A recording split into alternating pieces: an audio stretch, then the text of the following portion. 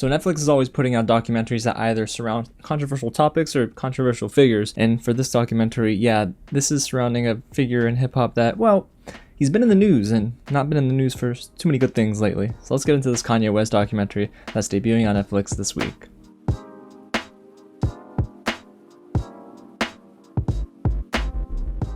What's going on, everyone? James here with another real review, and today I'm so excited to finally dive into Genius, a Kanye Trilogy. It's the 3-part Netflix documentary that they paid apparently $30 million for. Now, don't quote me on that, but it does debut this week, February 16th on Netflix. It's a 3-part event, so you get Act 1 this week, Act 2 next week, and so on and so forth. So our schedule is I'm going to talk about Act 1 today, and then we're going to get into Acts 2 and 3 for the next 2 weeks. A huge thank you to Netflix for giving me the chance to even watch this early for review. Now, if you don't know too much about it, it's directed by Clarence Coodie Simmons, who is the man that basically decided to pick up the camera and document Kanye's hip-hop career from the beginning all the way until now. And he also is joined by co-director Chike Ozah. Now, Act 1 is titled Vision, Act 2 is Purpose, and Act 3 is Awakening. So for Act 1 today, Vision, it really is just about that. It's Kanye's vision for his career and how he kind of wants to cement himself as a hip-hop legend, but also as a hip-hop legend from Chicago. It's very important, so we'll talk about that here. But before we get into my review, if it is your first time here at the channel, welcome to Real James, where I love talking about movies and TV just like this. So if you do too, go ahead and hit the big red button below, subscribe to the channel, tap on that bell, and hit the thumbs up button if you enjoy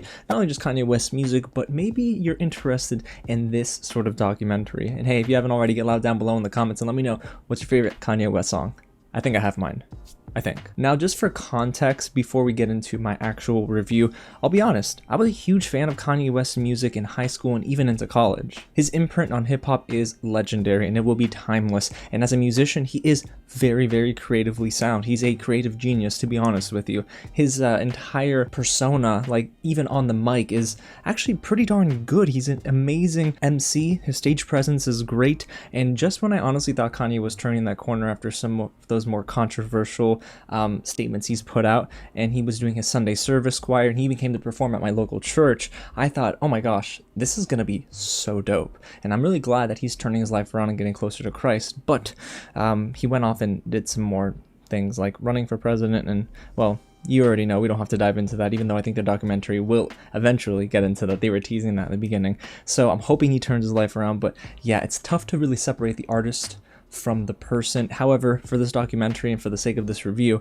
we're going to tackle what happened and also the technical aspects, because let's start off with the first positive, guys. This is an aesthetically pleasing documentary. I'll be honest, it is beautiful. The film grain swimming across the screen, how they were able to really take old VHS, kind of remaster that quality and bring it onto, well, our big little screens. And honestly, I mean little because it's still like 4:3. It's very tiny. It's not widescreen yet, especially in Act 1, where we begin in like the late 90s, early 2000s, where Kanye West is just breaking out. He was producing for Jay-Z on the Blueprint. You know, H to the Izzo was one of the biggest songs at that time. It's still a legendary Jay-Z song, but of course Kanye West produced half of that album, so his name was already cemented among the greats in the producer category, but he wanted to be a rapper, and that's what this documentary kind of gets started on, which is his rise to becoming a prominent MC. Coodie uses a lot of archival footage and never before seen footage, which is going to please Kanye West fans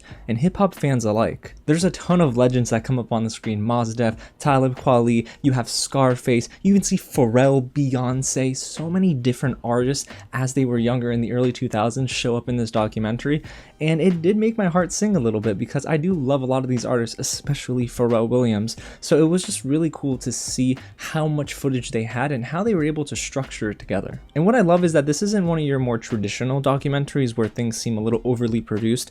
They literally let the archival footage speak for itself. There are moments where we don't even hear who I presume is Coodie actually narrating this documentary. He lets the footage speak, and sometimes you're just a fly on the wall, and that does include, you know, moments where I guess it can get kind of silent, or you get moments like Kanye West with his mother Donda, and it really is pretty beautiful to see. And if you are a Kanye fan, you probably will recognize a ton of the people in his inner circle when he first started out in his career, but for me, someone who didn't really know his too much of his life outside of hip hop, this was cool. It was definitely educational, and I got to see a lot of what he went through in the beginning. There's one moment that I felt like was the definitive moment in Act 1 where Kanye West is in the car with a reporter, and he's essentially just talking to the reporter, and then he switches into his gear basically of him hyping himself up a little bit, but he talks about the grind and the hustle, and it is in a way kind of motivational because you start to hear about everything he's done to get to this point, and he hasn't even been signed at this point yet. He didn't get signed until I think Dame Dash from Rockefeller Records finally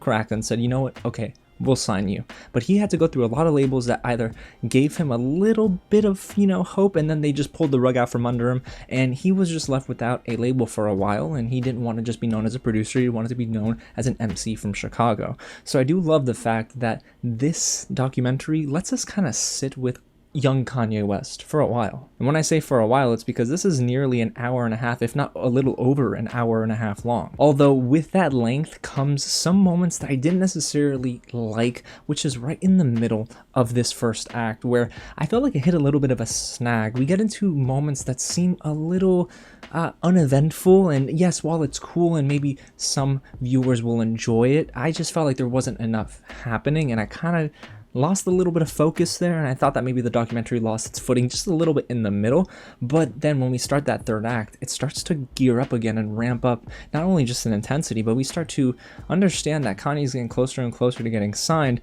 So now he's starting to make some enemies among his friends, but not, of course, because he wanted to. It's just because some of his friends, well, they kind of felt slighted. I think it was Doug Infinite, that actually dissed him for the very first time in his career, which is that was a very interesting series of events. So yes, they touch on that, but also they touch on the positives too, which is Kanye beginning to develop some amazing tracks in his apartment. Jesus Walks, All Falls Down. And speaking of All Falls Down, I love that when he first went to Rockefeller Records with that tape, he played it for different assistants, for different marketing coordinators, and you could just see them start to understand that, oh, Kanye is more than a producer.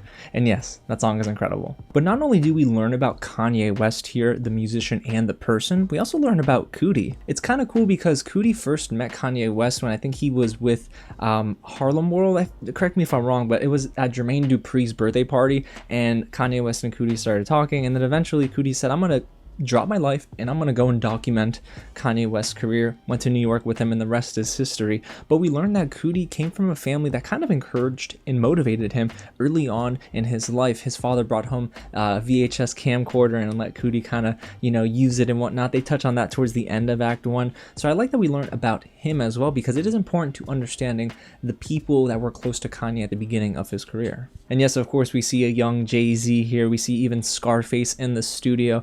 It's just really nice to see these hip-hop legends outside of the norm. And what I mean by that is we don't necessarily see them doing staged and planned interviews. We're not seeing them going on stage and performing, although we do see them on the Dynasty tour at the end. But we're seeing them kind of just candid and natural. And I actually like that approach, at least with this first act of the documentary. It's very natural, it's not overly produced, and it really is just very straightforward. And if I can even make a comment about the composition and score here, it's very subtle, but at times I really felt like I was getting lost in the moment in a good way. The score here uses some sort of flute, and it reminds me of Nicholas Bertel's score for If Beale Street Could Talk, and then so many different projects that he's worked on. So I do like that there is a low in the background kind of composition. It's subtle, again, you might need to listen for it sometimes, but it really just adds to the documentary. And if there's one thing that this first act taught me, it's that, man, Kanye used to be so different. Yeah, Kanye West, as we know him now, is very controversial. He's he needs a lot of help, and I do hope he gets it. But when he was younger, he went through a lot, but I feel like he positively channeled that not only into his music, but he at least had a sort of support group, and that does of course play back to his mother being alive, and unfortunately she has passed. So once that happened, I'm sure they'll cover that in this documentary, but he kind of switched gears and he turned into someone else. So I do like that they spend a lot of time just talking about young Kanye, even Kanye as a child. They visited his old home in Chicago, so there's a lot of material and substance here for fans to chew on. But also, if you're just a fan of hip-hop, or you just want to understand more about him as a person, I do think that there's a lot that Act 1 offers, and it does set the stage for a pretty engaging Act 2. At the end of this documentary episode, we start to see Act 2 maybe dealing with the car crash. Now I'd imagine they'll lead with that, or they'll eventually get into that, but Act 2 is titled Purpose for a reason, so maybe he recognized his purpose after being saved from that crash. I mean, that was a miracle. I remember in school learning about that, and it was just crazy. But yes, there's a lot again here that I actually liked, and I thought it was a very well produced documentary outside of the middle of the documentary episode where it felt a little not boring, but it just was very uneventful and maybe a little monotonous. It definitely picks up towards the end, and they even have something cool at the end, so stay through the credits a little bit, because the mid-credits scene is the MTV News episode. You heard it here first, I believe it's called, and they don't showcase the entire episode, but at least they give you the anchor intro, and it just goes to show you that Kanye's hustle early in his career, it's really paid off. So if you're on the fence about even watching this, because yes, it is tough to really separate the person from the artist, take it from me, I think you might be pleasantly surprised. Act 1 doesn't feel very fluffy. It does let you know that Kanye is going to eventually face some hardship, but I kind of like the fact that this was very educational once again. So Act 1 for me is actually pretty darn good, and would I recommend it? Yeah, I'd have to say it would. And heck, it even makes me miss his old music quite a bit. So there you have it, guys. That's my review of Genius, a Kanye Trilogy, Act 1, titled Vision. Again, next week, we got Act 2 to talk about. Act 2 Purpose. I know that's going to be kind of crazy. I have a funny feeling it's probably going to be a little bit more downtrodden, especially with the crash that they'll talk about. But hey, I need you back here next week on the channel, so go ahead and hit the big red button below, subscribe to the channel, tap on the bell, and hit the big thumbs up button if you enjoyed this review and episode 1 of this documentary series. And go ahead and get loud down below in the comments and let me know, yo. What did you think? What was your favorite part of Act 1? Again, my favorite part really was him in the car speaking to the reporter and just explaining his motivation, his hustle, and his drive. It was pretty good. And no, I wasn't going to sing the rock song. Y'all thought I was. Alrighty, y'all. Again, thanks so much for watching, and I'll catch you at the next screening.